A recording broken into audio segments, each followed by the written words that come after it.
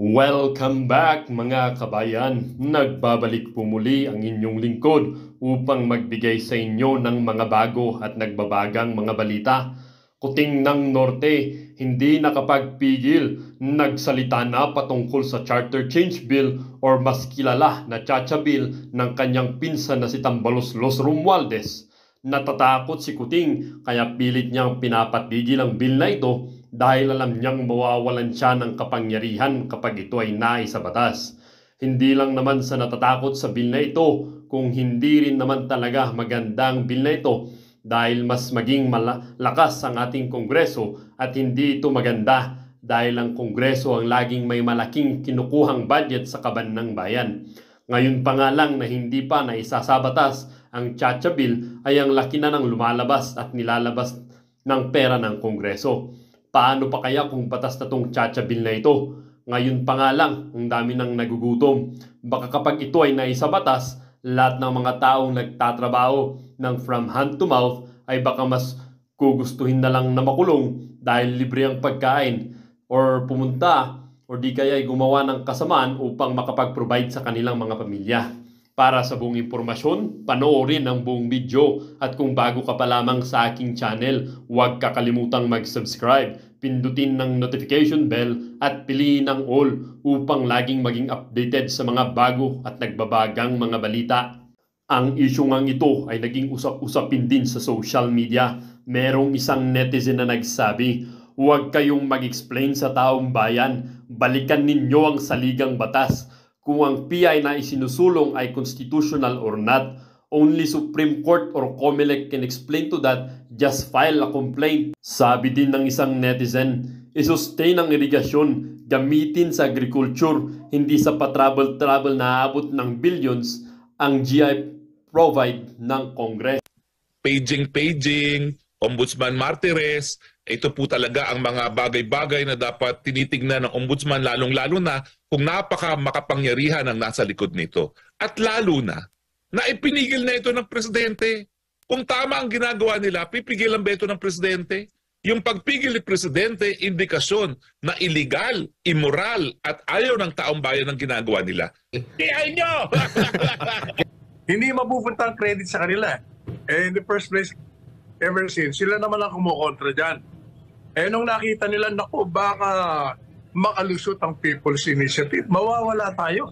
Sila na lang ang magdidikta sa mga proposed amendment. Magandang araw po mga kababayan. Ang konstitusyon ang pinakamataas na batas ng ating bansa. Ito ang pinakamatatag na simbolo ng ating demokrasya.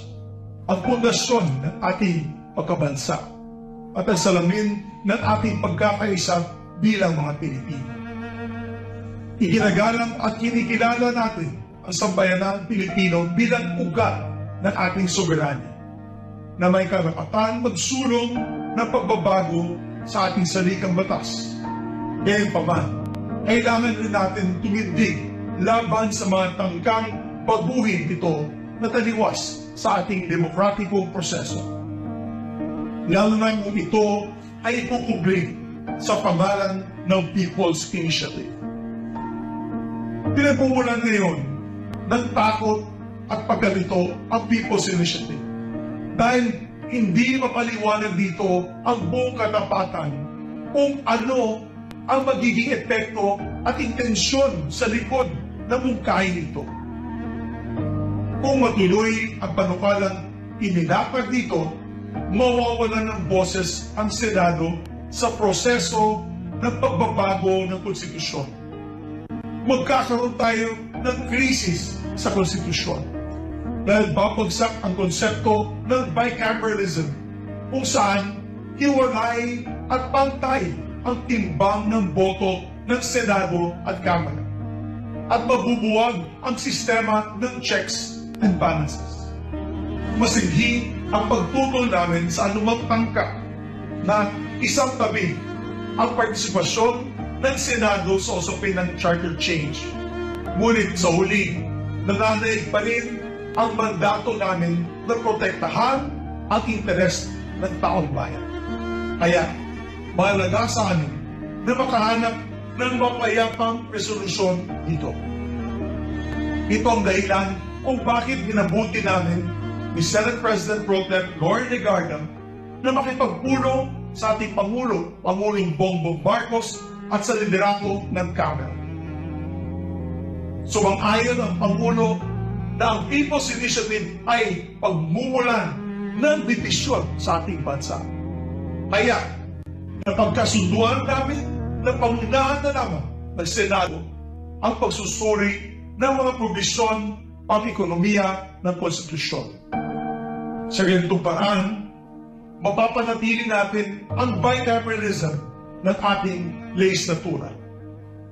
Naniniwala tayo na konstitusyon ay dapat sumabay sa realidad ng kasalukuyan at pangangailangan ng kinabukasan. Ngunit, kung may ibang paraan gaya ng pagpasa ng batas at pulisiya, dapat muna natin unahin ito bago pa ba natin isipin baboy ng sanligang batas. Ito ang ginawa ng Kongreso at Senado nang pinasa natin ang mga miyenda sa Public Service Act. Ngunit, kasalukuyan nasa Korte Suprema ang kaso na nagsasabing labag sa sanligang batas ang Public Service Act. Kaya naman, nangarap kami sa liderato ng Senado na makikipagtulungan kami sa Kamara na burahin at anumang duda na maaaring umaglang sa implementasyon ng batas na ito. Sa ganitong paraan lamang papayag ang Senado na maindahan ang konstitusyon. Siniguro na mga gumawa ng ating konstitusyon na hindi basta-basta mababago ito. Maasahan ng sambayanan ang buong katapatan at pag-iingat ng Senado sa pagbabago ng ating probisyong pang-ekonomiya ng ating sanligang batas. Babay namin ang kaalaman na nakabantay ang sambayanan, kaya ang aming bawat kilos ay dapat pumatawan sa kanilang interes at wala ng iba pa. Maraming salamat po. And yan ang mensahe ni Senate President Zubiri. Ano masasabi mo, Atty. Sal? Kabulastugan lang ang pinagsasabi niya. Nagulat ako sa sobrang haba ng message na sabi mo, kabulastugan. Talagang kabulastugan ito si SP, Senate President, si President ito. Alam mo yan, kung susuriin mo yung kanya mga salita, para bagang pinapakita niya na isang pamamaraan ng pag-amyenda ng saligang batas ay lilikha ng away, ng chaos, ng paghahati-hati. Hindi po totoo yan. Otherwise, the framers of the Constitution, in their wisdom, would have not placed that there. Kaya nga binigyan tayo ng tatlong pamamaraan para piliin natin kung anong tama. Yung People's Initiative, kaya lang nagkakagulo. Kasi nga, yung mga nasa likod yan may agenda. At pagkatapos, siyempre, yung mga naunahan sa agenda, kinokontra nila. At gumawa sila ng panghihikayan. At dumating na nga doon sa akusasyon. Pero gaya ng pinaliwanag natin, yan ay preliminaryo lamang yan. Hindi naman yan ang main event baga sa boxing. Ngayon, itong Senado, saka di Kamara Representante nga sa nasa likod, ayaw nilang maiwan sa agos ng kasaysayan. Hindi mapupunta ang credit sa kanila. In the first place, ever since, sila naman ang kumukontra dyan. Nung nakita nila, naku, baka makalusot ang People's Initiative, mawawala tayo. Sila na lang ang magdidikta sa mga proposed amendments, which is also wrong. Sapagkat, whatever form or method that we adopt, yung proposed amendments will have to pass through a process. Magkakaroon ng mga diskusyon dyan. At kahit na nga, sabihin mong merong isang grupo lamang ang naglagay dyan ng mga amendatory provisions to be approved by the people, ang tao pa rin. Ang tao pa rin ang magdidesisyon kung gusto nila o hindi. Alam mo, isa pa, ang hindi ko maintindihan, itong si Mr. Subiri, bakit nila tinanggal yung lead ng pagsulong ng pag-aamyenda ng saligang batas? Alam naman po nating lahat, nung tumakbo si Senador Robin Padilla, yun ang kanyang pinakabuod ng kanyang pagtakbo. Ang magkaroon ng pagbabago sa saligang batas, magkaroon ng federalismo, magkaroon ng mga pagbabago na economic provisions. Abay, inagawan pa. Binigay pa doon sa subcommittee chairman. Siya nga ang chairman ng Committee on Amendments ng saligang batas at ng iba pang mga batas. Ang kaganda naman kay Robin, mabait kasi.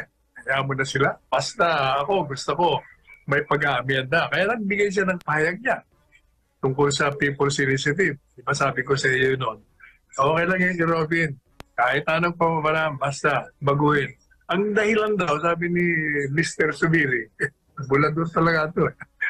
Sabi niya, kasi yung kanya namang resolution na pagtawag sa pag-aamyenda, nakapokus sa political. Yun lang ang initial. Kasi pag binuksan mo yan, lahat ng mga panukala, mungkahi, propose amendments, papasok dyan. Lahat. Hindi totoo yan na focus ka sa political. Hindi po totoo yan. Kaya puro kabalustagan lang ito. Talagang gusto lang nilang agawin ang inisyatibo.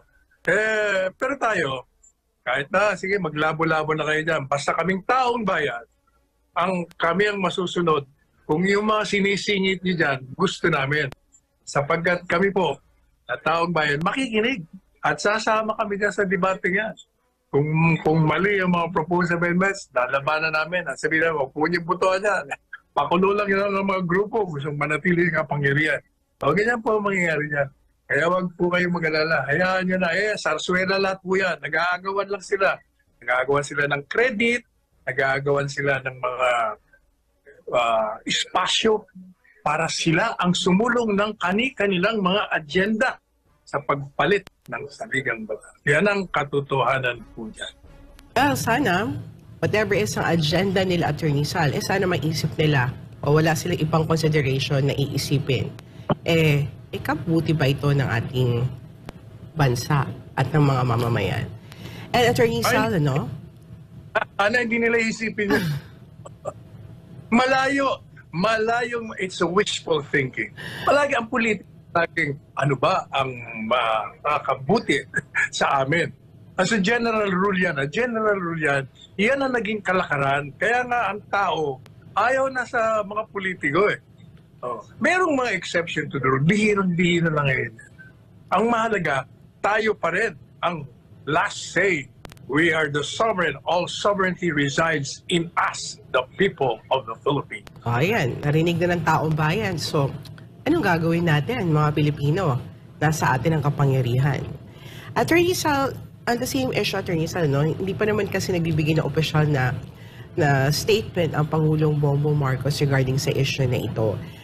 Pero dun sa naging pahayag yesterday niya, during an ambush interview with Senate President Mig Zubiri, may mga nasabi siya na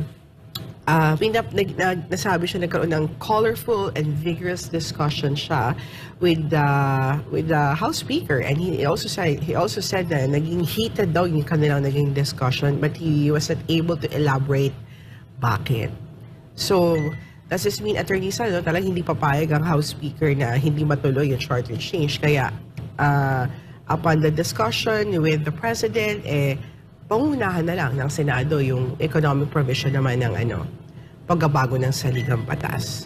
Samantala, Attorney, yes, Attorney Sal. Sa kandahan lang dyan. Whether galing yan sa People's Initiative, sa House, sa Senado, or joint, ang malaga, binuktan at nagkakaroon na ng interest na pagbubukas ng pagrebisa ng saligang batas. Yan ang mas malaga. Kasi matagal na nakatenga yan. Ilang taon na yan paulit-ulit na may tangkap pero palaging nabibigo. Yan ang mahalaga. magandang balita, abay nagsalita na ang ating presidente. Tutol siya sa bribery initiative. At ang sabi niya, unang-una, indecisive itong ginagawa ng Kamara de Representantes sa pamumuno ng Speaker Martin Romualdez. At pangalawa, ang sabi niya, bakit bubuwagin ng Senado? Ako'y nanggaling din dyan sa Senado. Kaya ako talaga ay tutol sa kahit anong hakbang na bubuwagin ng Senado. Kaya nga, inatasan na lang niya ang ating Senate President Mig Zubiri na siya na ang kumuha ng initiative para mag-propose ng mga pagbabago na sa tingin ko ay hindi na kinakailangan ng charter change kundi ordinaryong batas na lang. Na partners, kung maalala nyo, ito'y pangalawang beses na kumbaga binaliktad ni PBBM ang desisyon ng liderato ng Kamara na pinamumunuan ni Speaker Romualdez. Yung unang pagkakataon ay yung impeach Sara Duterte, no? Na alam natin na sa English nga ang sinasabi ay the president literally nipped it at its bud, no? At talagang sinabi, wag niyong impeach si Sara Duterte dahil hindi siya karapat-dapat na ma-impeach. Ngayon naman itong bribery initiative na alam naman natin talaga ay talagang sinusulong ng Kamara sa liderato ni Martin Romualdez, ang sabi niya indecisive. Ay, indecisive. Divisive pala. Divisive. Iba pala indecisive sa divisive. Very divisive. Masyadong maghahati-hati ang bayan at sinabi nga na wag nang ituluyan, no? At instead, ang Senado na lang magpo-propose sa mga amendments at yan ay pagkakasunduan ng dalawang kamara. Well, of course, marami ngayon nagsasabi na hindi naman pinamunuan ni Speaker Romualdez itong bribery initiative. Pero ano ba naman yan?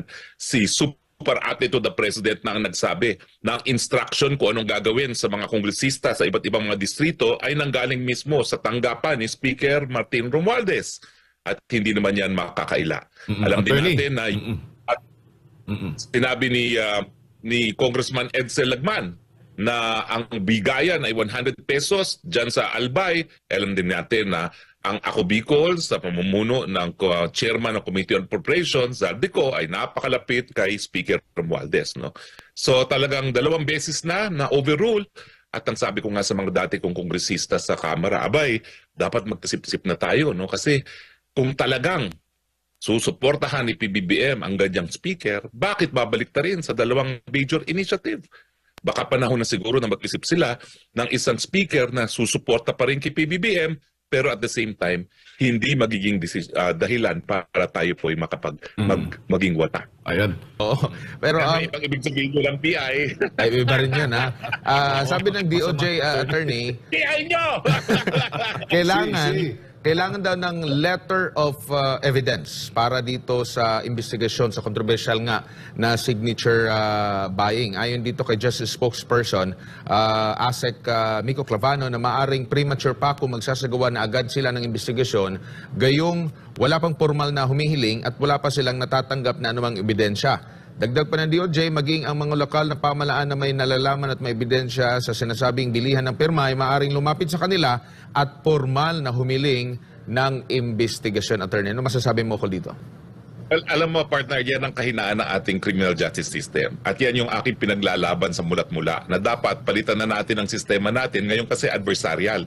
Nag-aantay ang mga investigador, ang mga piskal ng ebidensya. Samantalang sa ibang parte ng daigdig, gaya ng Espanya, Europa, na tayo nasakop ng 300 years, sila na ang kumukuha ng ebidensya. Sa totoo lang, kaya tayo napupuruhan ng ICC kasi karamihan sila European, sanay sila sa sistema, na kapag merong nabalitaan na ganyang lagayan, abay ang piskal hindi mag-aantay ng ebidensya, ang piskal ang lalabas para kunin ang ebidensya. Bakit hindi kunin ng DOJ ang ebidensya? Trabaho nila yun eh. Nalitisin ang mga krimen. Bakit sila mag-aantay ng ebidensya, di ba? Yan ang pagkakaiba ng European system at ng American system. Ang American system na unfortunately, namana natin sa mga Amerikano, tamad. Ang gusto nila, taong bayan na magsusumite ng ebidensya. Samantalang, obligasyon nila mag-investigasyon, dapat kapag merong nabalitaan, imbestiga ka agad. At yan din ang dahilan kaya pinuruhan tayo ng ICC. Kasi pag meron nabalitaang extra-legal killing, hindi na dapat nag-aantay ng complainant. Dapat iniimbistahan na ng gobyerno. So ganito na naman ang problema natin. O, galing na sa kongresista, senior kongresista, siguro ilang terms na yan sa kongreso, siguro kung 8 term na yan sa kongreso yung si Edsel Lagman, baka nagkakamali pa ako, baka siyam na yan. Dahil estudyante pa lang ako, nagtatrabaho ko sa kongreso, nung 8th Congress, nakaupo na yan dyan. Ngayon ay 19th Congress na. So siguro, tanggalin mo lang yung mga every 3 terms na nawala siya. Tama ako, baka 9th term na niya yan. Para ba namang magsinungaling siya doon sa 100 pesos? Kaya ang aking sinasabi, dapat baguhin natin ang sistema. Pag merong nabalitaan na krimen ang DOJ, ang NBI, ang kapulisan, sila na dapat ang mag-imbestiga at hindi na nag-aantay ng complainant. Kasi tignan mo, sa mga patayan, matapos mag-imbestiga ang pulis, ang tumatayo namang complainant sa piskalya ay pulis din. So ba't hindi nila magawa ito pagdating sa suhulan? Dahil ang involved naman dyan ay pera ng kaban ng bayan. So ako, hinihimo ko ngayon ng DOJ, nako pwede ba ho, huwag nyo nang antayin ng ebidensya. Meron nang naiulat, galing pa sa isang senior member of Congress, siguro po, kayo nang lumabas at kayo nang maghanap ng ebidensya at pag nahanap nyo ebidensya, kasuhan na kaagad ang mga namimili ng boto dahil yan po ay pinagbabawal at pinaparusahan sangayon po sa Omnibus Election Act. Bukod sa DOJ, attorney, dyan mismo sa Kamara, ilan po sa mga mambabatas sa itong mga makakaliwang grupo ay nais pa imbestigahan itong ang signature buying na nangyayari. Sa tingin mo, anong uusad ba yan? Lalo't alam mo naman, yung mga sinasabi ni Senator Amy Marcos mula mismo sa opisina ng speaker, yung mga staff, no? Lumalabas itong mga issue daw ng signature buying. Tatapatin kita. Tingin ko, hindi gagawin niya ng DOJ. Dahil sa totoo lang, alam naman ng lahat, napakalapit ng mga opisyalis ng DOJ sa ating House Speaker, no? Pero, nananawagan ako sa Ombudsman. Yan po ang dahilan kaya tayo bumuo ng tanggapan ng Ombudsman. Kasi on its own, po pwede sila mag-imbestiga. Ang Ombudsman, hindi kinakailangan mag-antay ng complainant. Nakasaad po sa saligang batas na po pwedeng motu proprio siya mag-imbestiga. Aba, ito po yung napakaseryoso. Sinusuhulan para sa charter change. Ang charter change po ang pinaka-importanting batas, pinakamataas na batas sa ating bayan. At saka, binabo yung sistema ng People's Initiative na dapat sana ay pinapatupad ang people power. Abay, paging, Ombudsman Martires, ito po talaga ang mga bagay-bagay na dapat tinitingnan ng Ombudsman lalong-lalo na kung napaka makapangyarihan ang nasa likod nito. At lalo na ipinigil na ito ng Presidente. Kung tama ang ginagawa nila, pipigilan ba ito ng Presidente? Yung pagpigil ni Presidente, indikasyon na illegal, immoral at ayaw ng taong bayan ang ginagawa nila. At para nga hindi na mauulit ito na talagang pag-abuso sa kapangyarihan, dapat po ito maimbestigahan at mapanagot kahit gaano silang makapangyarihan. Ngayon, dahil sa totoo lang po, kung hindi natin ipatutupad ang batas sa lahat, kung papatupad natin ang batas sa mahihirap lamang, wala na po magtitiwala sa ating sistema ng katarungan. Well, tama naman po yan na tayo gumawa ng hakbang para masigurado na hindi tayo mauubusan ng bigas. Pero hindi po yan alternatibo doon sa sinasabi ng ating resident economist na ang dahilan ng ating inflation pagdating sa bigas ay supply side demands. Kinakailangan talaga mas mapataas natin yung productivity ng ating mga magsasaka. Kinakailangan talaga pondohan natin yung mga hybrid rice na sinabi nga ni Engineer Guillen na miski tag-init ay hanggang 12 metric tons per hektar ang pwedeng anihin. Samantalang yung ordinary rice, 4 lamang. Kapag tayo po ay nag-invest sa hybrid rice, po pwede natin makamit ang 20 pesos kada kilo. Dahil talaga pong napapababa ang cost of production kapag mas mataas ang iyong yield.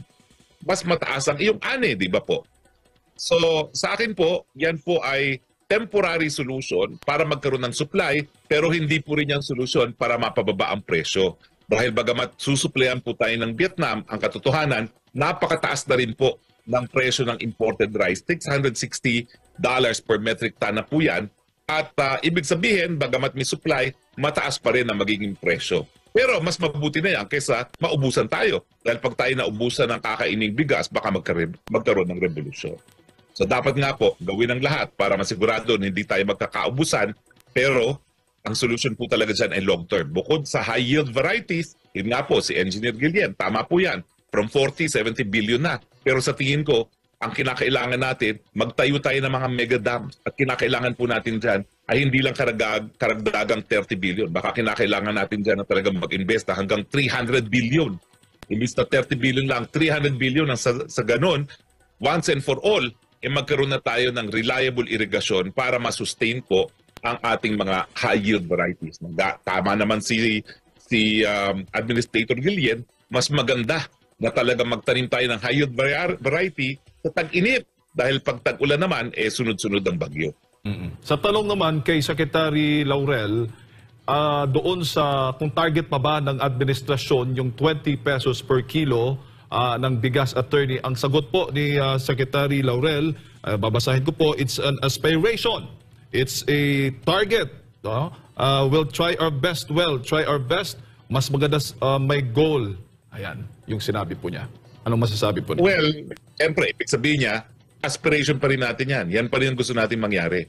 Pero hindi yan dapat maging aspiration lang. Dapat gumawa tayo ng hakbang. Ang mahakbang dyan, mas malaking pondo sa hybrid rice, mas malaking pondo para sa pataba, mas malaking pondo para sa insecticide, at pinaka-importante sa lahat, napakalaking pondo para sa irigasyon. Yan lang po ang solusyon talaga pagdating sa pagtataas ng productivity ng ating mga magsasaka ng bigas. Attorney, meron ding lumalabas sa survey ng Pulse Asia, bagitin ko lang din, na sumasang-ayon sila dito nga sa pagtulong ng Estados Unidos sa atin para dito sa South China Sea na issue. Ano naman ang masasabi mo ukol dito sa naging resulta ng survey na ito, Attorney? Ganun din po.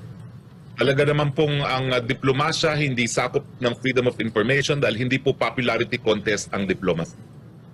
Ang kinakailangan po sa diplomacy kung anong pinaka mahusay sa interes ng publiko sa panahon na hindi naiintindihan masyado ng tao kung anong nangyayari. O ano bang nakita natin sa Amerika? Halos mag-iisang taon na nung nagpunta doon sa official working visit ang ating Pangulo na tinanggap siya ni President Biden. Nangako ng mga hardware, military hardware. Wala naman dumarating kahit ano.